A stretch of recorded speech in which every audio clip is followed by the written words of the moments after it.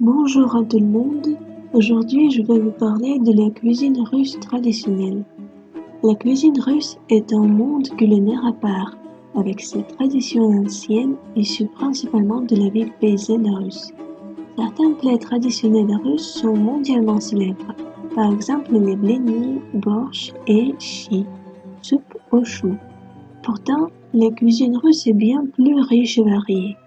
L'une de ses caractéristiques principales est sa pluralité issue des traditions de ce nombreux peuples. Aussi, la cuisine russe est fortement influencée par ses cultes traditionnels et religieux, ses conditions climatiques, ses produits des diverses cultures agricoles populaires, etc., etc. J'espère bien que mon récit vous permettra de vous familiariser un peu avec le monde culinaire russe. Et je vous rappelle que la cuisine russe ne se limite pas au caviar et à la vodka. Chi. Le chi est une soupe aux choux qui a été inventée au XIe siècle.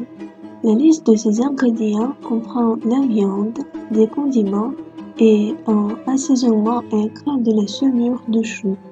D'ailleurs, les ingrédients peuvent être différents en fonction du type de la soupe.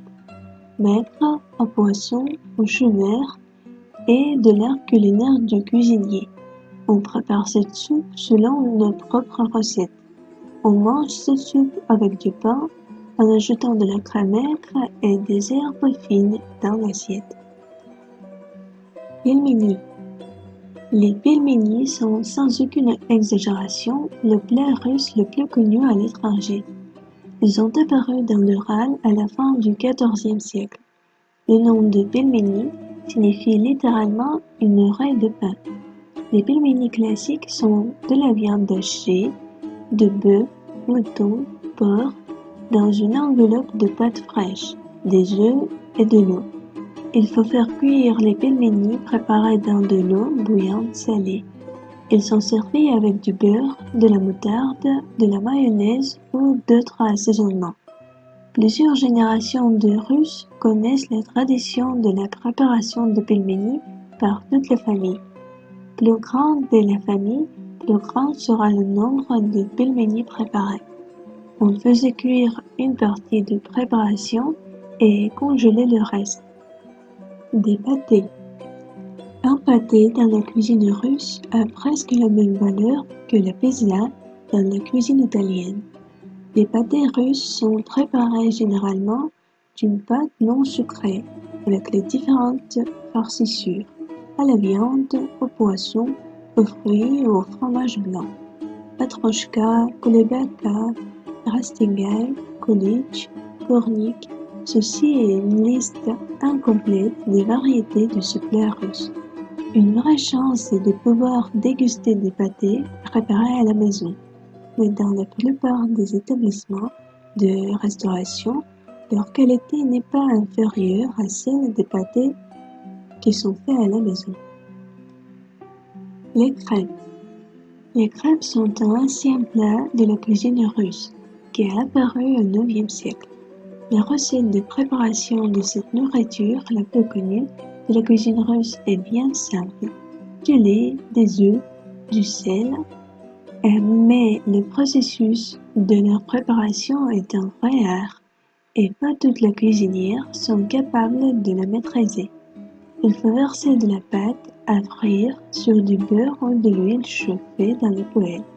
La tâche du cuisinier est de faire cuire une crêpe bien égale et bien frite, sans grumeaux, sans la brûler. Plus fines sont les crêpes, plus élevé est le niveau de la maîtrise. En Russie, il y a jusqu'à présent le dicton suivant. La première crêpe est toujours en balle, ce qui signifie un échec au début d'une entreprise. Généralement, les crêpes sont servies chaudes avec de la crème aigre, du beurre, du miel, ou bien on y enveloppe les différentes farcissures, de la viande, du poisson, des légumes, des garnitures sucrées, des fruits, etc. Un look spécial, des crêpes au caviar. Les vinaigrettes. Cette salade a apparu dans la cuisine russe au XIXe siècle. Elle est préparée avec des légumes cuits, la betterave, les pommes de terre, des haricots, la carotte et des cornichons salés, des oignons assaisonnés de l'huile et de tournesol. Par son apparence, elle rappelle du borscht sec. Les cornichons salés. Un festin ou un banquet en Russie passe rarement sans conserve salée. Souvent des cornichons, des tomates, des choux, des champignons salés faits à la maison sont une fierté particulière des hôtes de la maison. Habituellement, on mange un morceau d'un cornichon salé qui sent de la nette après avoir bu de la vodka. Le kvass.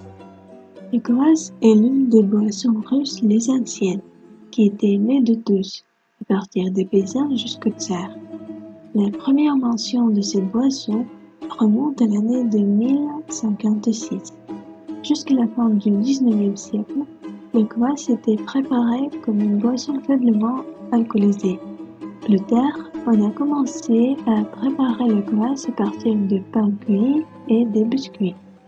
On prépare du kvass à la maison comme autrefois. C'est une boisson très rafraîchissante, surtout lorsqu'il fait chaud. On le boit froide. Et c'est tout ce que je voulais dire. Merci à tout le monde pour votre attention et c'était Sina. À bientôt.